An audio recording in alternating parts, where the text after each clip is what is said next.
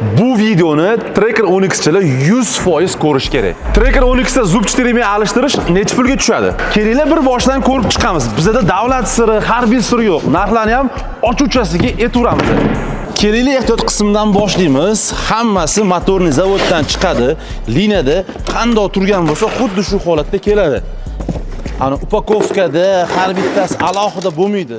Liniyadagi ko'rinishi xuddi shunaqa bo'lgani uchun motorni zavoddan primoy olamiz. Zapchastdan umuman muammo yo'q. 100% original zavod. Agar sizlarga ham kerak bo'lsa, bu zapchastning narxlarini, part nomer va nazvaniyasini aytib o'taman. Remen gram 368 ming, moy nasos remen 112 ming, old krishka 256 ming, paddon 280 ming, natijitelь 296 ming, rolik 158 ming. Bitta mashinaga ketadigan komplekt ehtiyot qilsam 1.470 ming so'm bo'ladi. Endi servis xizmat haqiga keladigan bo'lsak, ikki xil yo'li bor.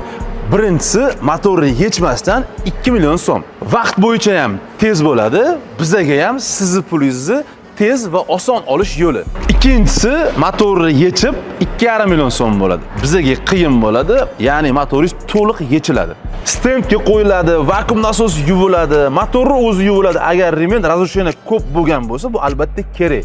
Eng asosiysi motorni yig'ishi kelganda, motor zavodda 14 yildan beri ishlaydigan meni shogirdlarim metkaga qo'yib, zavod reglamenti bilan biriga bir yig'ib berishadi. Chambarak va A bozori Kadishova filialida birga hamkorlikda servis ochganmiz. Bu narxlamalarning hammasi faqat shu yerda amal qiladi.